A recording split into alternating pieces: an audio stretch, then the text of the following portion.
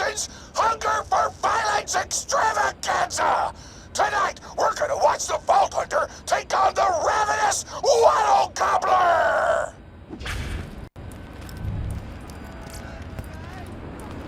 Sure.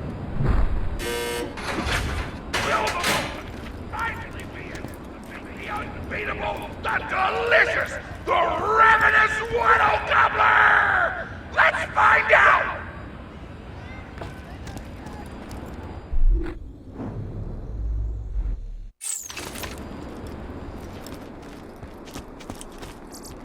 Welcome, customer. Tell your friends, Marcus Munich.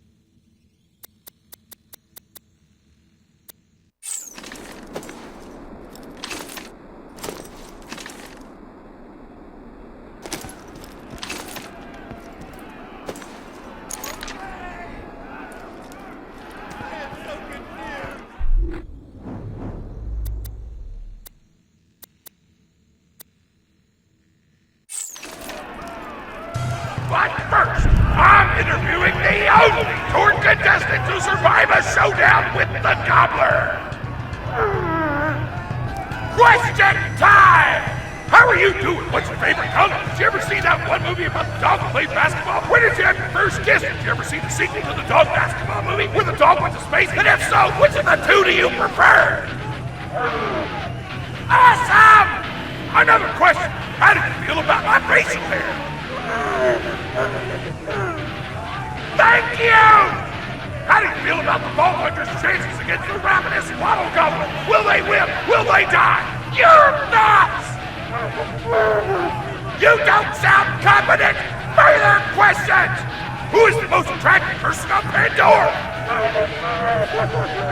That's an awful thing to say! Ellie's like a 10! Try expanding your definition of beauty, you chump! No! I'm done talking to you! Your grasp on body politics is lacking at best! Oh! Looks like we're out of time! We'll be right back after a word from our sponsor!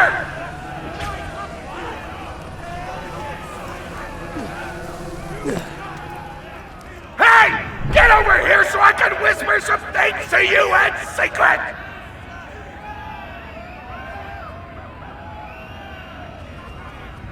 Real talk. The Gobbler fight is rigged. The tour board of directors made the Gobbler unbeatable, so it eat all the contestants and get us a bunch of hits on the EchoNet. But I don't want you to die, cause you're cool, and oh crap, I'm not whispering anymore, my bad! You gotta get into the kitchen, kill everybody, and poison the Gobbler's food. Once the poison takes effect, you can kill him. Also, I want him dead so I can eat him! He looks delicious!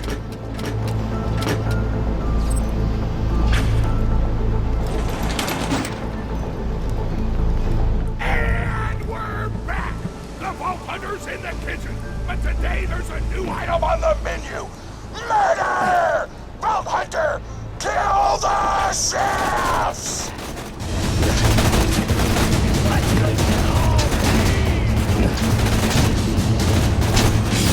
Hello, darling.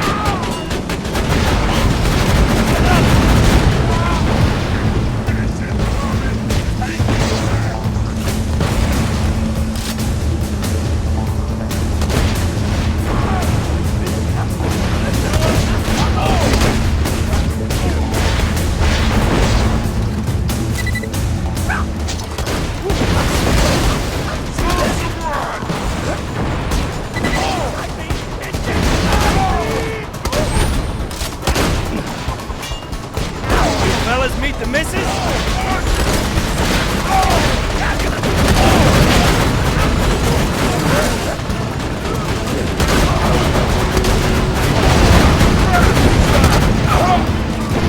Anton Smith here, president of the Torg Corporation. You do well to ignore Torg's instructions if you wish to stay alive. With the chefs dead, we can prepare our own meal for the Gobbler! Get to the freezer!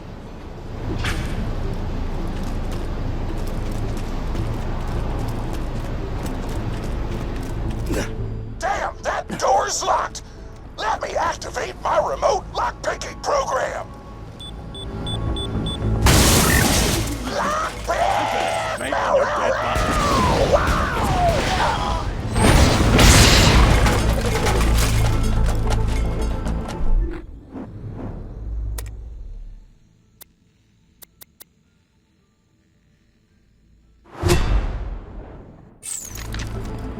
We do not allow contestants in the meat locker.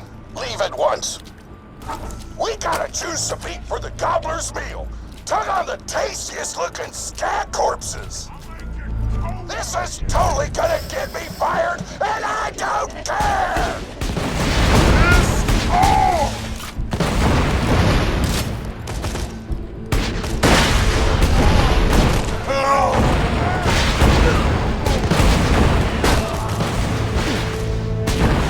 You're pissing me off!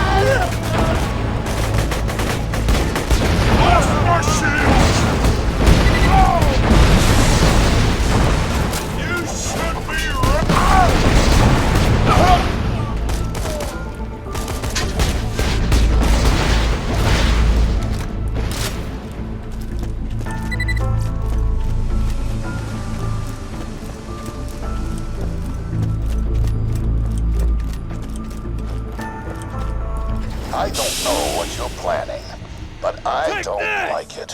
Tributes, get the Vault Hunter out of my kitchen!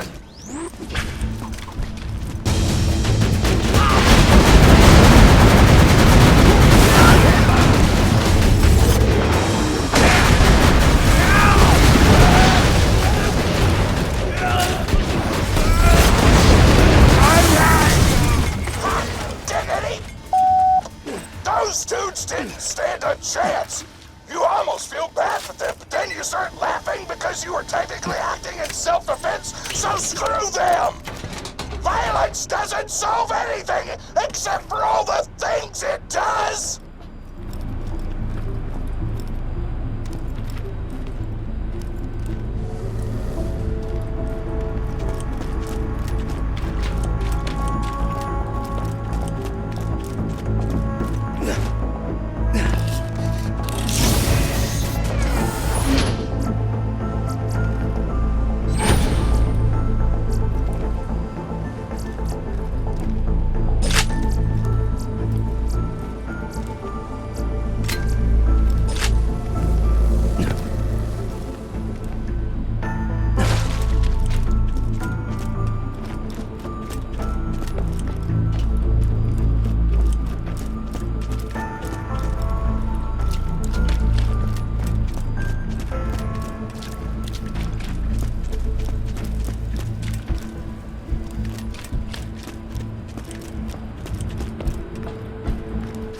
to grind up the meat. Get to the kitchen! Torg, as president, I demand to know why the hell the Vault Hunter is running around backstage. Just trying to mix things up. Your job is not to mix things up. Your job is to flex your muscles and do air guitar solos, idiot. Words can hurt! Let's get a grindin'! Grind, grinder!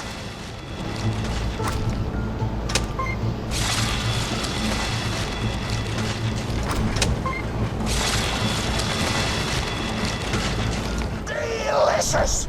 We're nearly done preparing the Gobbler's meal! With the meat prepared, we only need one more ingredient. Deadly poison! Head to the Stabber Jabber nests!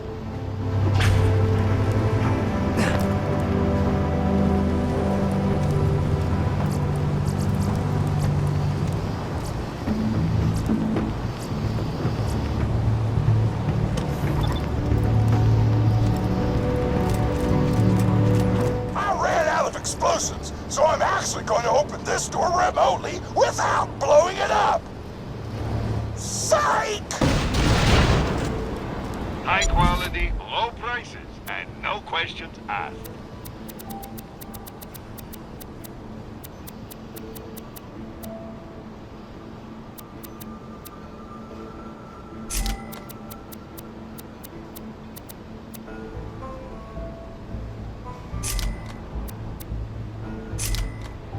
Goodbye, friend. If you shop anywhere else, I'll have you killed. Welcome to my humble shop. Thanks for the scratch. May it help you don't have too much fun. You know you're following an idiot, yes? Torg created his explosive gun tech, then sold it to us for $12 and a high five. We kept him on purely for PR reasons.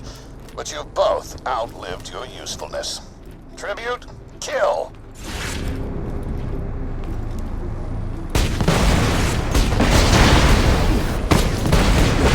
It's killing time!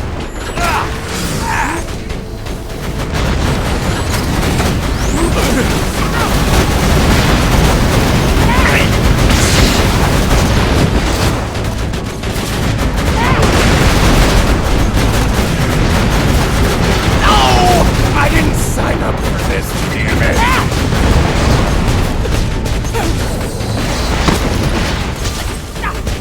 Nice shot! When God closes a door, I blow it the f*** up!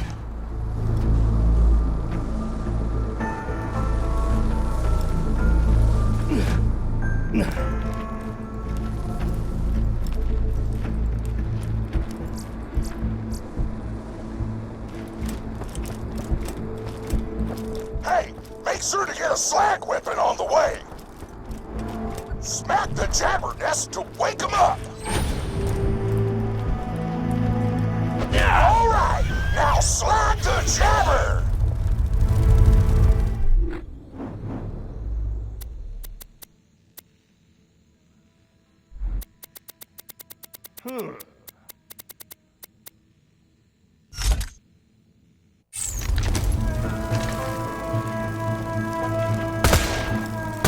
Kill it before the slag wears off!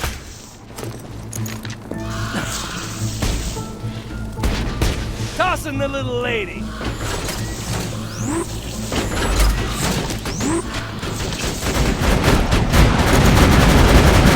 Thanks, honey. Tannis told me a single slag jabber plant would be enough to kill a monster the size of a planet. So keep grabbing plants. I want the monster full of poison because poison is spicy and spicy food is like an explosion before your mouth. Woo! You got all the clans. Now pop them into the Gobbler's dinner and you'll be ready to fight them. Why do you insist on being a moron, Torg? This is why you lost a controlling share of your own company. I knew I should have killed you when I had the chance.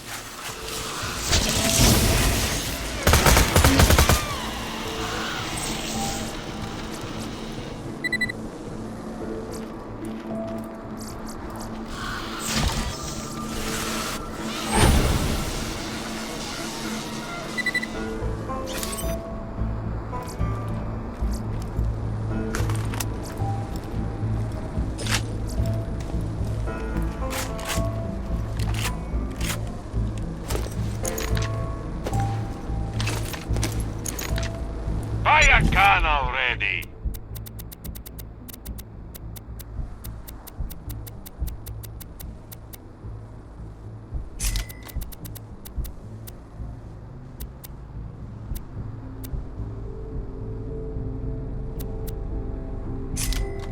I'm always happy to take your money.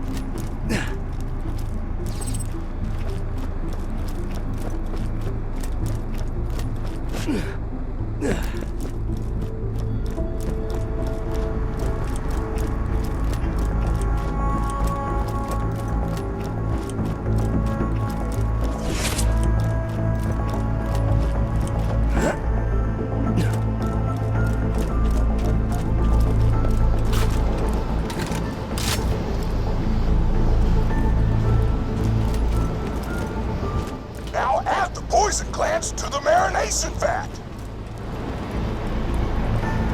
Hit that button to marinate the out of that meal.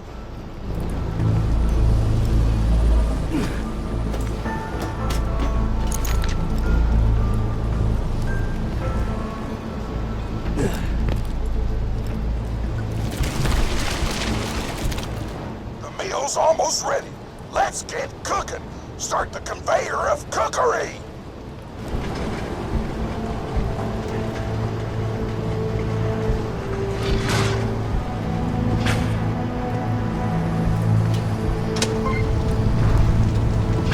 That's it. You've gone off script one too many times, Torg. Today's meal is canceled. Chefs, shut down that oven. We can't stop now! Protect the oven! I swear by my abdominal muscles, I will eat the Ravenous Wattle Gobbler! Pick it up!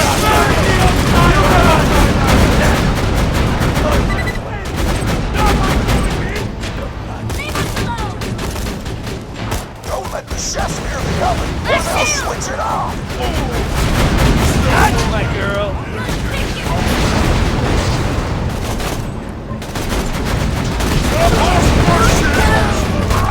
By the pricking of my bones, something hungry this way comes! Shakespeare! They shut down the oven! Our food is getting cold!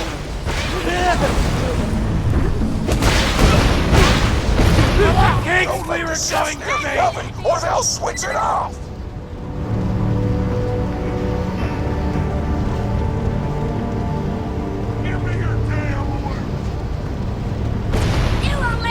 The chefs want to shut Fellas off meet the the oven! missus? Stop them from doing so! Nothing like a turret kill!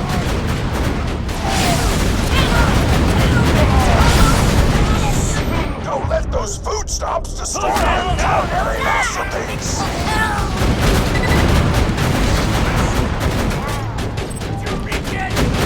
Food's done! Don't care! That's right! Let her mow you down!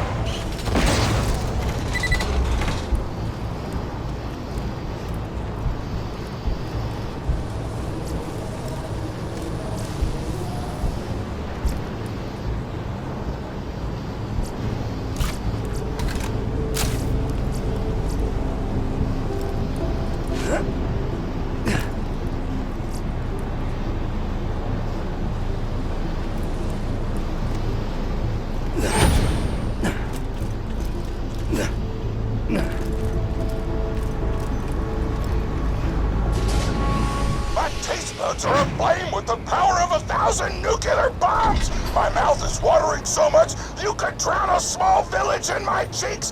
The taste apocalypse is upon us!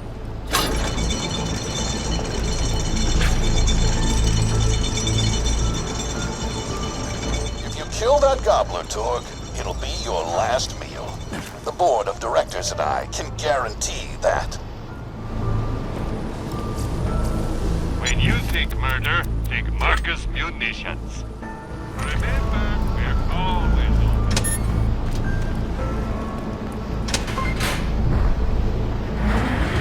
You know why we made the gobbler invincible, Torg? So you could kill him. After dozens of failed attempts by other contestants, you were supposed to finally kill it on camera while wielding our most expensive guns. You would have looked like a hero. Why be a hero when you could eat one? You are the dumbest person in the world. I paid several other contestants to kill you if the Gobbler can't, Vault Hunter. You and Torg will pay for your idiocy. Here comes the Ravenous Wattle Gobbler! We've replaced this creature's normal food with poison! Let's see if he notices! He took the bait! Now just don't die until the poison takes effect! Wattle Gobbler!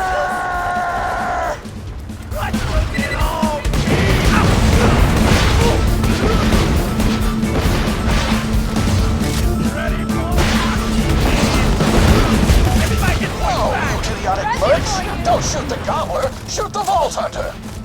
The poison's working! It's working! The Gobbler is killable! Let the taste apocalypse begin!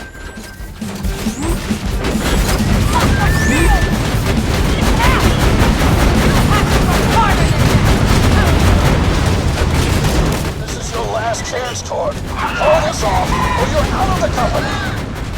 Whatever! I'll just work them out so you blow things up! Pro-boner!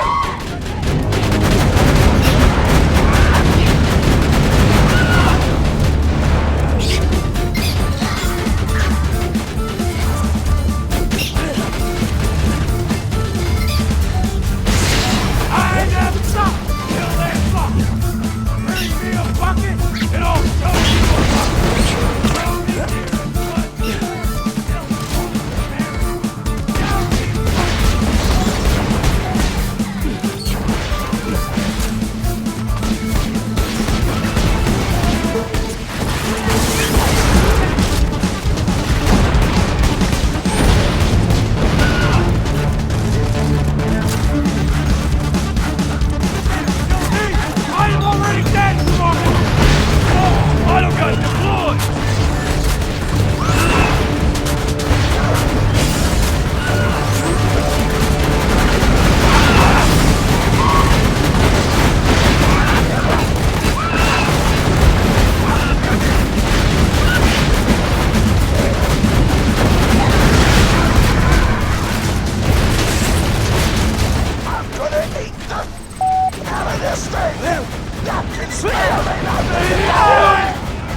You just disobeyed a direct order from your President Torg. I'm not gonna make it. I am so scared! I know you can't tell because of the tone of my voice, but that was sarcastic! Now that's Anyway, amazing. come on back whenever, Vault Hunter!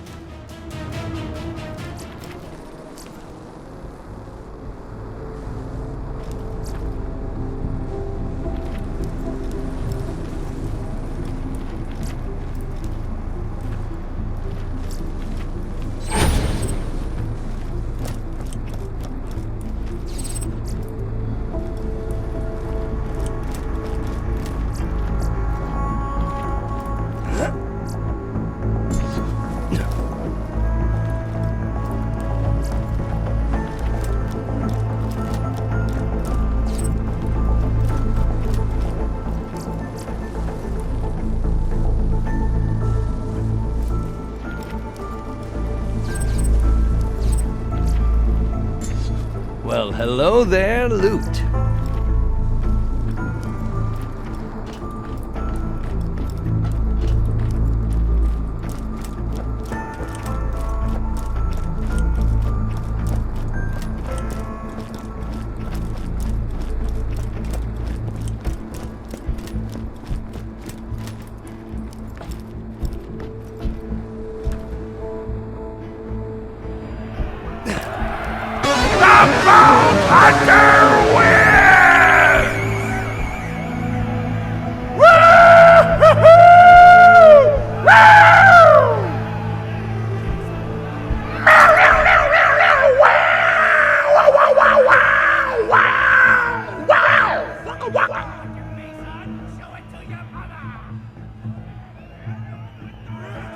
Today, I am thankful for big-ass monsters and the mercenaries who explode them. It almost brings a tear to your eye, but you hold back because you don't want to look like a wuss, but that's okay because real badasses cry too. My grandma's a pretty big fan of yours. Could you go say hi to her?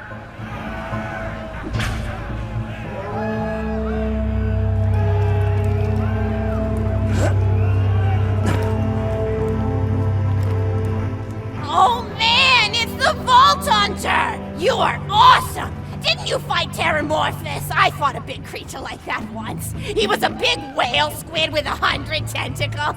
You ever fought anything with tentacles? Oh, of course you have. Terramorphous had tentacles, how silly of me. Now, where was I? I am so sorry. All right, the whale creature. His name was Blowhole the Apocalypse. I called him the Apocalypse for short. And he attacked my hometown of Tsunami's Edge when I was but a little girl. You ever been to Tsunami's Edge? Great town, nice beaches, great food, and the cost of living is just so low. Even being a single grandmother and working part-time at a scag meat processing factory, I was still able to provide for little Mr. Torg. We may not have been able to afford the finer things in life, like food, but we got by. After all, Mr. Torg and I didn't have anything but one another after that horrible gas leak blew up the iridium mine, killing my son and his lovely wife. From that day onward, my little Mr. Torg vowed to conquer explosions themselves in an effort to avenge his fallen parents, and... oh man, I've forgotten what I was talking about. Where was... oh right, the Blowhole the Apocalypse! So anyway, I was wrestling Blowhole to the ground, and I have my bicep curled around his blueberry throat. Blueberry? Sorry, I meant to say blubbery. I've got blueberries on the brain, I guess. I grow them in my backyard. Mr. Torg helped me plant them. Thanks again for that, grandson. I love you, Grandma! Anyway, I have my bicep around his blubbery throat, and Mr. Torg starts crying because he really likes whale squids and he doesn't want to see me hurt one. They are the princes of the ocean! So I let the whale go after giving it a punch in the eyeball so he'll remember me, and it swam away into the ocean. And then I had Mr. Torg drive me to the ice cream parlor. He got me Rocky Road, because Rocky Road's my favorite. I'm extremely partial to the way the marshmallows act like little landmines of flavor amidst the battleground of chocolate. What's your favorite flavor of ice cream? Is it pistachio? I bet it's pistachio. Oh, that reminds me! You'll never guess who I saw today! Pistachio the Amazing! He's a magician who studied under Crazy Earl, so he's got that weird mustache, you know, but I saw him make a rack hive disappear. A whole rack hive! I said to Mr. Torg, Mr. Torg, wasn't that amazing? And he said, yes, it was, Grandma. Didn't you say that high five? You remember saying that? I remember, Grandma! And we stood in line afterward and got his autograph, and I thought I had it somewhere around here, but it's probably in the attic. I really ought to go up there and clean it out one of these days. I have so many little keepsakes up there. You're paying attention, right? Say, what's my favorite flavor of ice cream?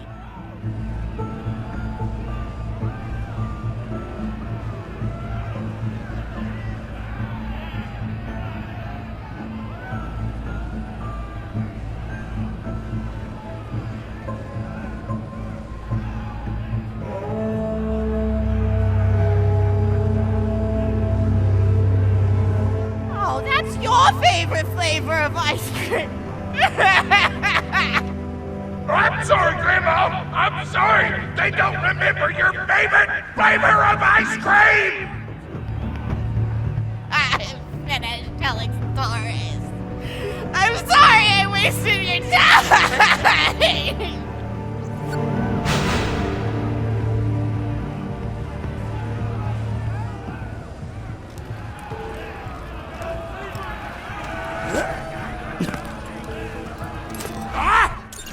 My grandma's a pretty big fan of yours. Could you go say hi to her? Oh man, it's the Vault Hunter! You are awesome! Didn't you fight Terramorphous? I fought a big creature like that once. He was a big whale squid with 100 tentacles. You ever thought anything with tentacles? Oh, of course you have. Terramorphous had tentacles. How silly of me. Now, where was I? I am so sorry.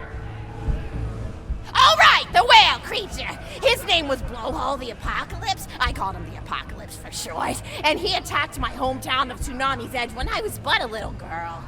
You ever been to Tsunami's Edge? Great town, nice beaches, great food, and the cost of living is just so low. Even being a single grandmother and working part-time at a scat meat processing factory, I was still able to provide for little Mr. Torg. We may not have been able to afford the finer things in life, like food, but we got by.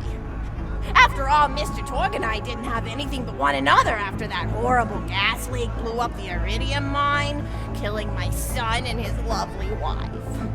From that day onward, my little Mr. Torg vowed to conquer explosions themselves in an effort to avenge his fallen parents, and... oh man, I forgot what I was talking about. Where was... oh right, the Blowhole the Apocalypse! So anyway, I was wrestling Blowhole to the ground and I had my bicep curled around his blueberry throat. Blueberry? Sorry, I meant to say blubbery. I've got blueberries on the brain, I guess. I grow them in my backyard. Mr. Torg helped me plant them. Thanks again for that, grandson. I love you, Grandma! Anyway, I have my bicep around his blubbery throat, and Mr. Torg starts crying because he really likes whale squids and he doesn't want to see me hurt one. They are the princes of the ocean! So I let the whale go after giving it a punch in the eyeball so he'll remember me, and it swam away into the ocean. And then I had Mr. Torg drive me to the ice cream parlor. He got me Rocky Road, because Rocky Road's my favorite. I'm extremely partial to the way the marshmallows act like little landmines of flavor amidst the battleground of chocolate. What's your favorite flavor of ice cream? Is it pistachio? I bet it's pistachio. Oh, that reminds me! You'll never guess who I saw today! Pistachio the Amazing! He's a magician who studied under Crazy Earl, so he's got that weird mustache, you know, but I saw him make a rack hive disappear. A whole rack hive! I said to Mr. Torg, Mr. Torg, wasn't that amazing? And he said, yes, it was, Grandma. Didn't you say that, high five? You remember saying that? I remember, Grandma! And we stood in line afterward and got his autograph, and I thought I had it somewhere around here, but it's probably in the attic. I really ought to go up there and clean it out one of these days. I have so many little keepsakes up there. You're paying attention, right? Say, what's my favorite flavor of ice cream? Oh, so you are listening, how wonderful. You're an even better listener than my old pet rack, Beasto. Beasto was such a sweetie. You ever had a pet rack? If you can tame them, they are the sweetest pet you'll ever have. He used to just sit on my shoulder and bite chunks of flesh out of my neck to pass the time. I still remember the way he used to tweet. He went, tweet, tweet. It was so cute. I had a conversation with him once. I said, Mr. Beasto. He liked being called Mr. Beasto. It made him feel like an aristocrat. I said, Mr. Beasto, you're looking very cute today. And he said, oh, thank you, that's so nice. Or he tweeted in a way that made me know that's how he felt. And then he lowered his little head like he was taking a bow. It was adorable. Beasto was my third pet rack. First I had Woody. He got hit by a train. Then I had Anita. She got shot up trying to take vengeance on the train that killed Woody. And then I found Beasto making little poops on the windmill outside our house. After Mr. Torg and I wrestled her to the ground, I did a flying pile driver off a nearby tower tree, got him straight in the spine and brought him down. We brought him in and fed him some skag steaks until he decided he loved us. I still miss Beasto sometimes. He just died of old age. Rack don't live much longer than a few years, but I treasured the time we had together. Poor Mr. Torg. When Beasto died, he cried for a week. The kids made fun of him at school, but I told him not to pay them any mind. Being in touch with your emotions is not a character flaw! That's right, high five. Is something wrong? You look confused, Vault Hunter. Oh, you probably haven't heard anyone call Mr. Torg high five before. The world may know him as Mr. Torg, but the Flexingtons always refer to him using his middle name. It's a Flexington family tradition, after all, to use your grandfather or grandmother's name as your own middle name. And my husband, High Five Flexington, God rest his soul, was the best grandfather Mr. Torg could have asked for before he passed. He taught Mr. Torg dang near everything he knew about firearms. Without High Five's teachings, I don't think the Torg Corporation would exist at all. Gosh, I still remember the first gun Mr. Torg tried to make after his parents died. A Jacobs shotgun with a stick of dynamite attached to the barrel. Torg nearly blew his face off, but he got up, dusted his mustache off, and swore that by the time he reached the age of 11, he would make a gun that fired explosions without killing the operator. And by golly, he did! It took a couple of dozen prototypes before he got the right combination of gun parts and explosives right, but once he did, woo-wee! I'll never forget the plume of smoke that used to be in my neighbor's homestead.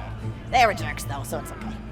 Gosh, I've been talking your ear off for some time, haven't I? It's so kind of you to listen for this long. I've taken up too much of your time already. Please don't feel like you have to stick around any longer.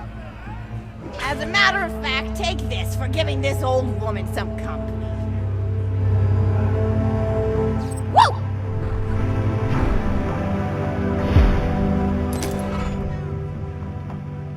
You're even more attractive than Mr. Torg said you were.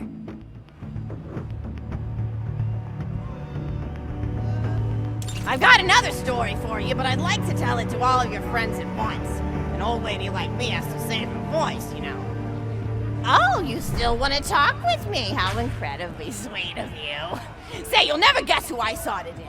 Captain Scarlet. She was robbing my retirement home with a few other brigands, and I recognized her from her wanted poster, and I said, "Oh, hey, you fought the Vault Hunter, didn't you?" And she bowed all elegantly and said something like, "Indeed I did, madam," and said that you were really good at fighting, and that you beat her fair and square.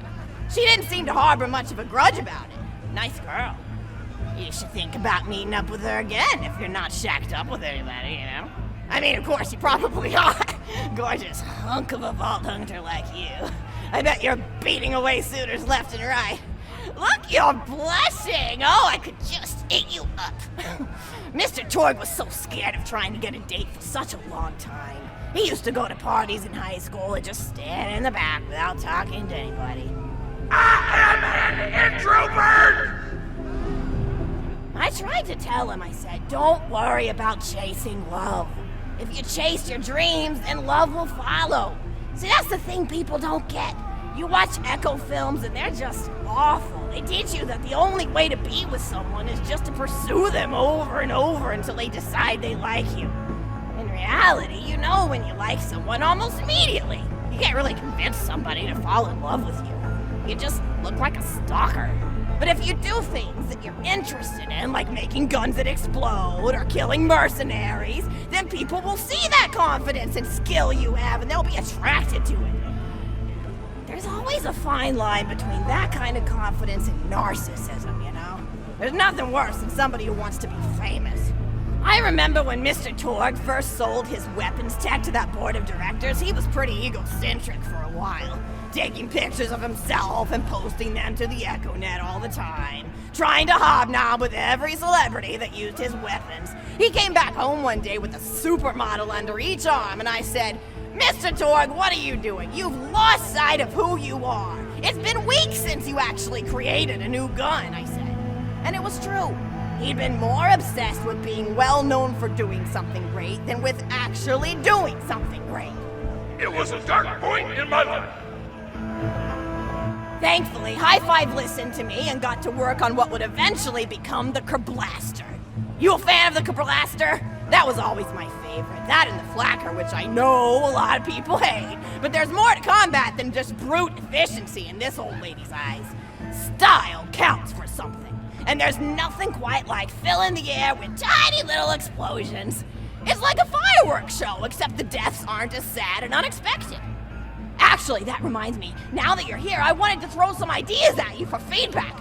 I'm a playwright in my spare time, and I'm trying to write a story about an up-and-coming tournament fighter who tries to find love in a gladiatorial arena.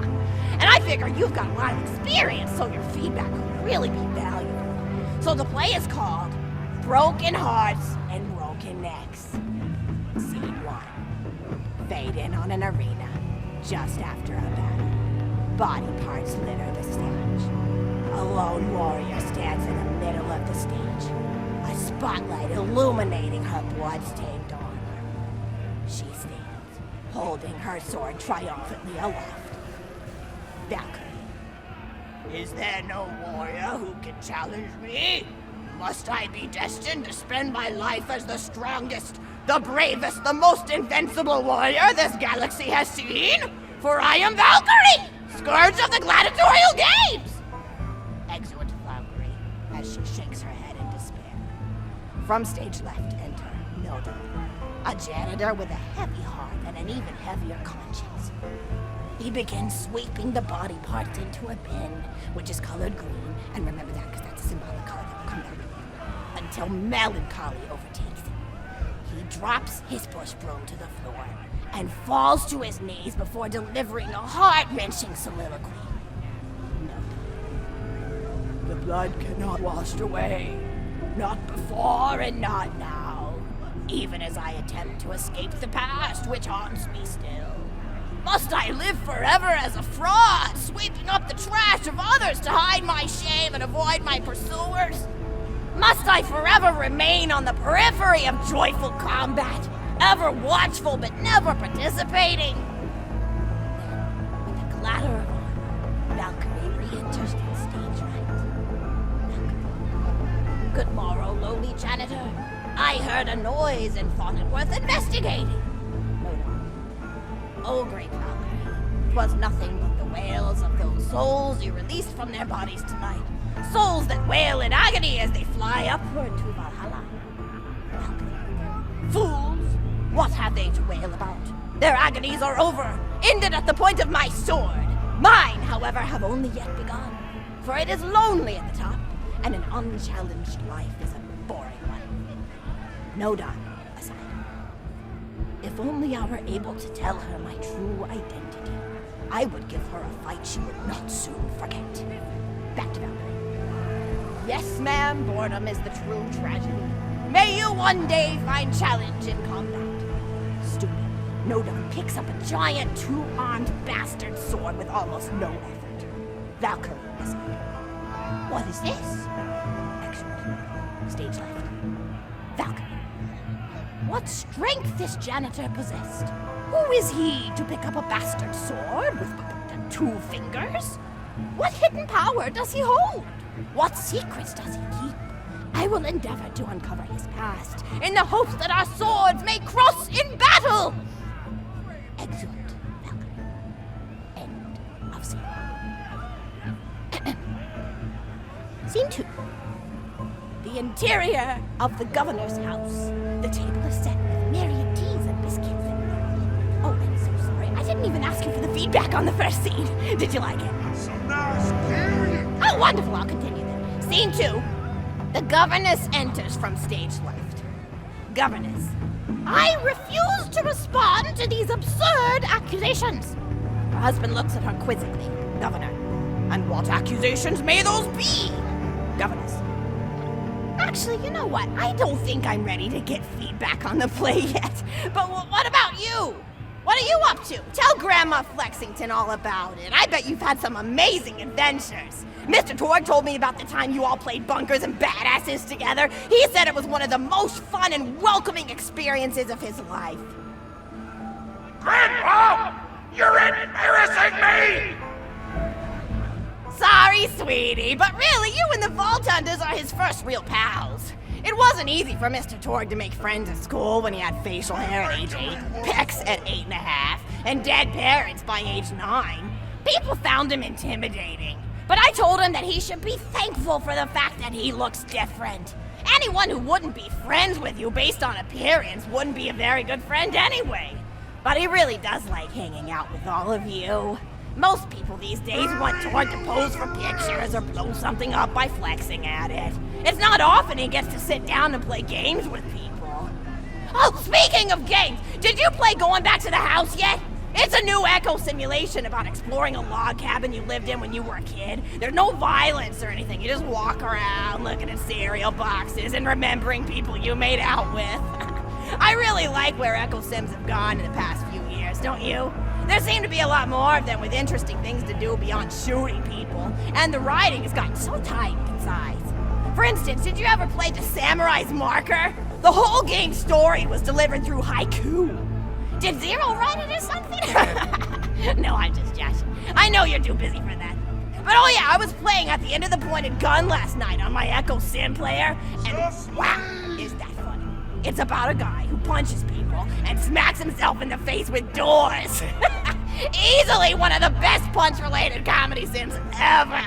But oh, I'm really looking forward to this game called Robot Hunter Assault Squadron, which is this big randomized survival game about throwing bottles at trees and accidentally scaring birds. In the demo version, I scared a bird so hard it died. 10 out of 10 in my book. But what kind of things do you do for fun? You play any sports? You look like you might be into some of the more extreme stuff, like spine hurdling or psycho head volleyball. I knew an athlete a lot like you when I was younger. Her name was Nijo, and she was especially gifted at the giblet toss. That's an old pastime we had back when I was younger. Idea was you punch a convict, and then see how far you could make their viscera fly across a big field.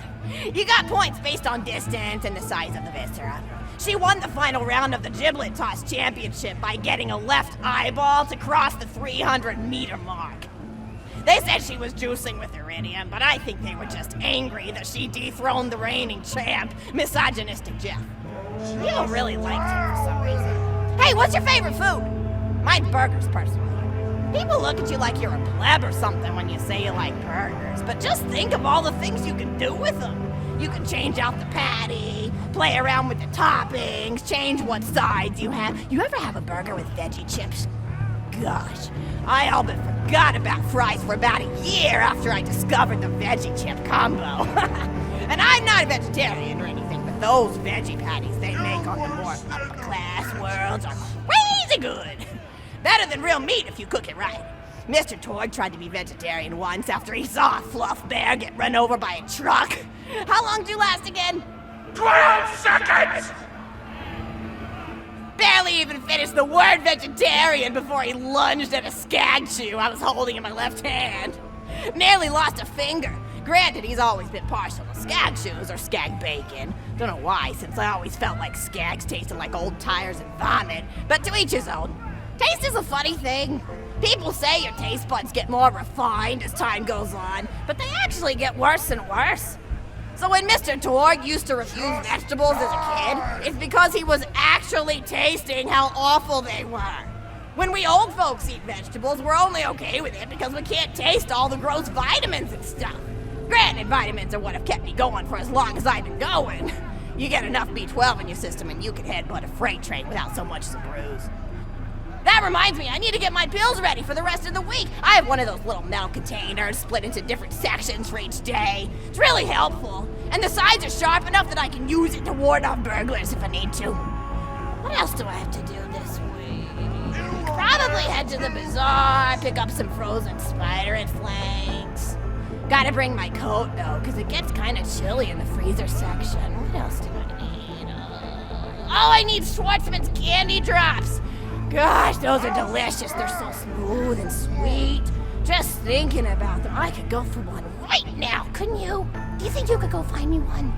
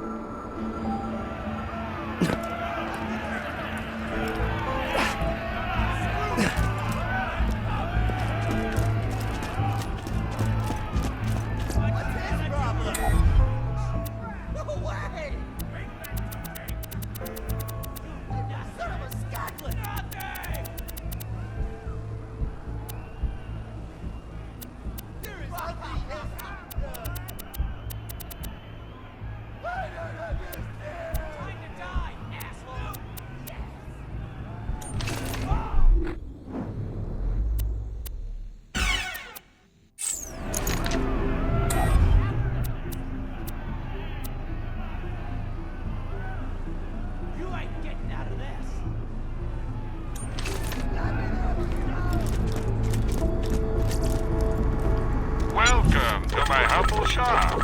Pleasure doing business. Thanks for the scratch. Good luck.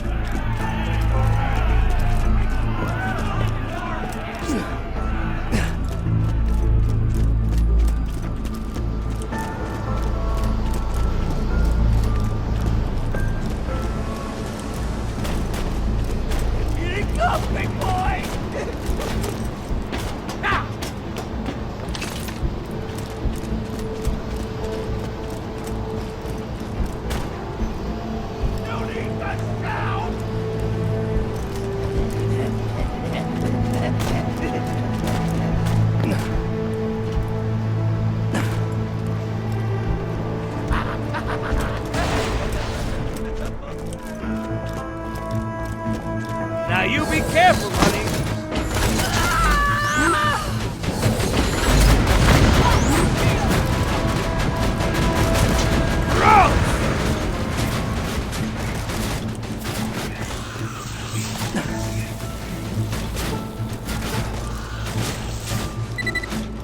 That's a Schwartzman candy drop. Grab it for me, will ya? Oh, I can taste it already.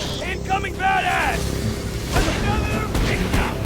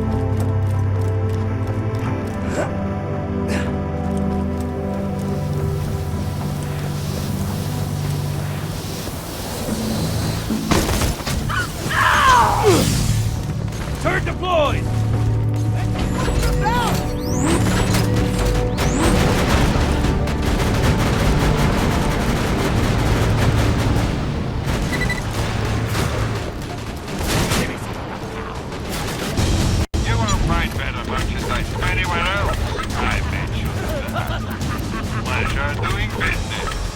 Farewell.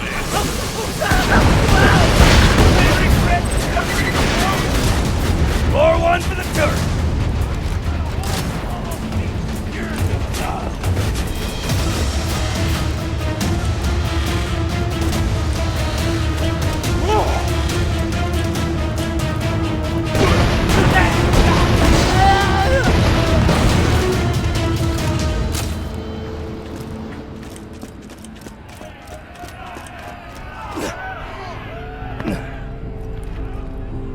Thank you so much! I'll eat this later while sitting by the fireplace telling Mr. Torg stories of days gone by. There's just nothing like a good roaring fireplace, is there? Something healing and safe. Maybe that's why our family likes explosions so much.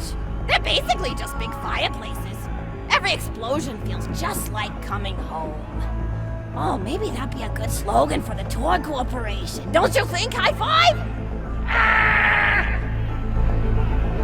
Oh, don't be silly. It's a wonderful slogan and you know it. I used to come up with slogans for a living when I was in my teens. I came up with the jingle for Professor Gunsight's Can't Miss Scopes. How'd it go again? Oh, yeah! If you try to shoot but you miss a lot, then give Professor Gunsight Scopes a shot. Ha! And then they played a gunshot sound effect and someone going, ah! It was cute. Gosh, I've been talking for a while now, haven't I? Thanks for bringing your friends to listen to an old woman ramble for a while. I can't tell you how great it is to have somebody new to talk to, especially a vault hunter. Oh, and one more thing. No, actually, that can probably wait. Just something about vaults and the end of the universe. Anyway, here. I always spoil my friends, just like I spoiled my grandson.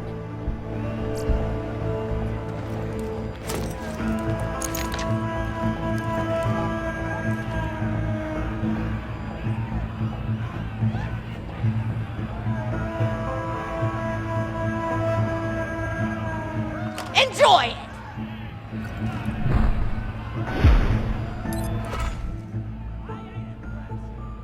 Conversation! Ow!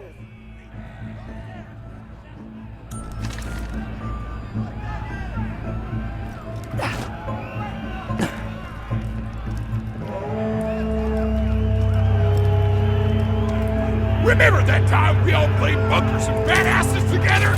I will treasure that moment forever!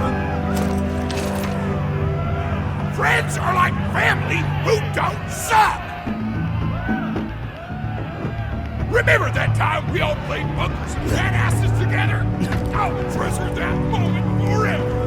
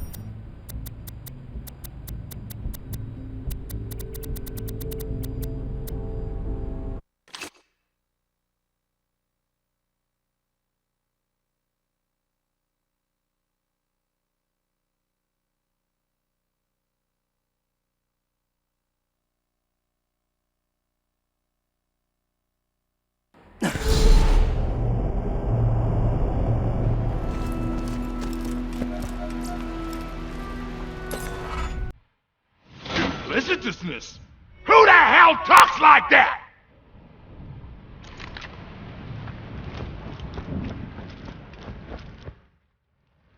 Give it here, babe.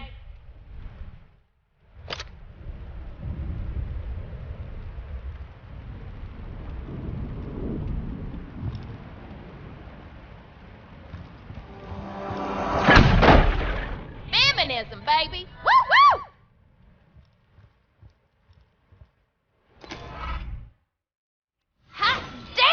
I look good?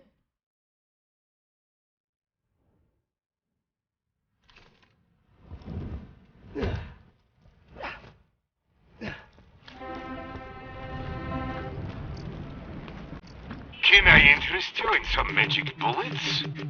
That'll wreak some havoc. I shall see you soon.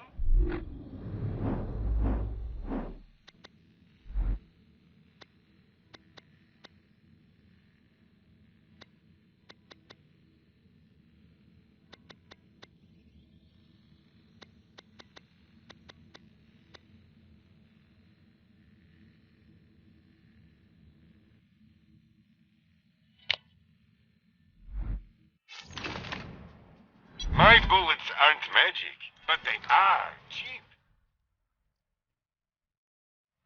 Magic sucks. Go machinery.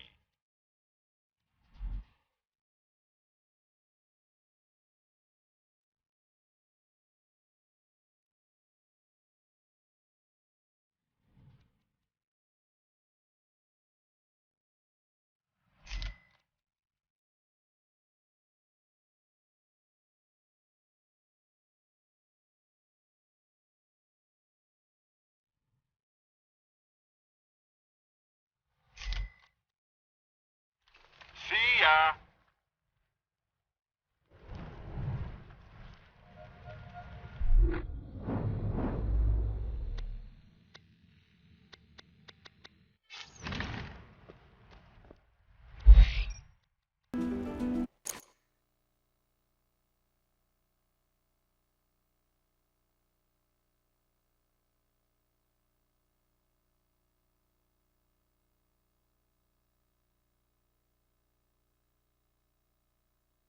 Ugh.